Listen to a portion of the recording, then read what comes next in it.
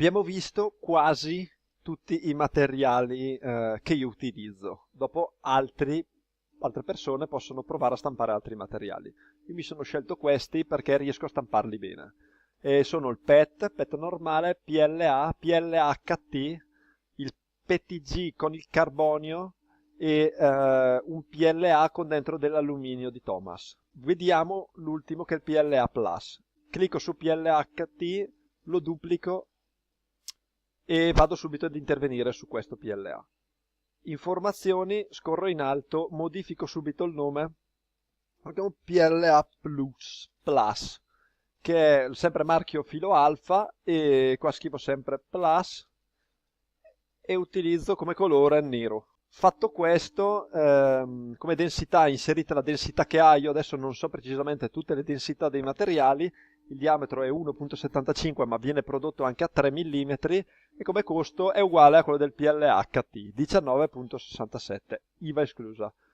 Come peso del filamento è 700 grammi, perché le bobine possono essere sia da 700 che da 2,5 kg che più. Se stampate tanto, mi è capitato raramente di utilizzare bobine da 5 kg, solo se sono lavori lunghi e molto molto grossi.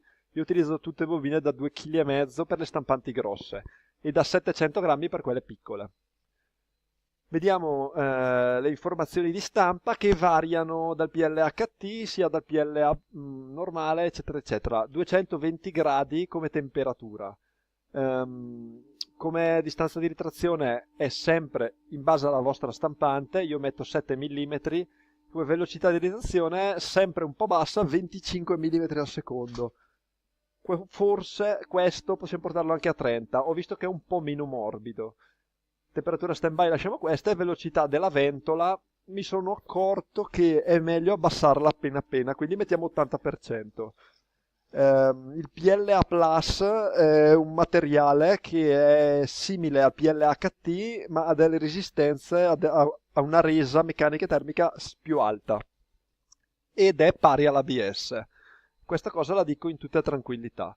Qua scrivo nella descrizione, scrivo quello che serve fare, che è importante perché c'è un procedimento da fare per renderlo molto molto resistente. PLA Plus, virgola, materiale sostitutivo all'ABS, punto, da trattare con forno, 2 punti, 4 ore a 60-80 gradi.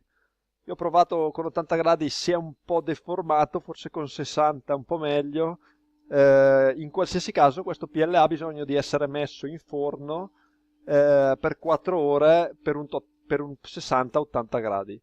E questo cos'è che succede? Probabilmente rende il materiale molto più compatto e gli dà una resistenza termica del 110%.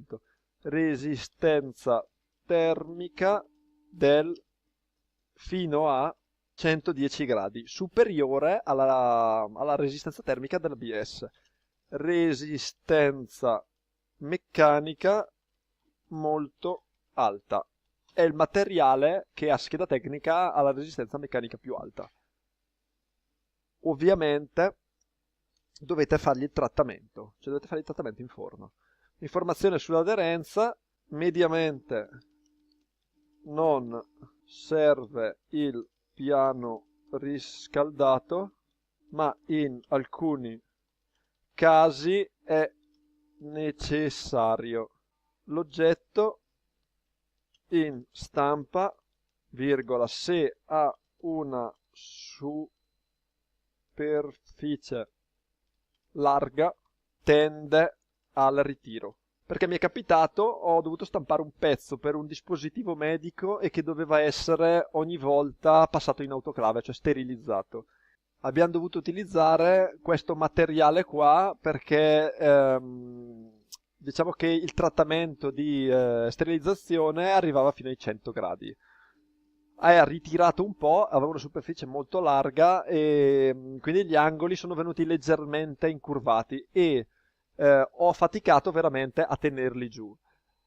Non era importante per l'oggetto che stavo stampando perché si inseriva lo stesso, ma per questione personale è bene che il materiale resti lì dove è che viene stampato.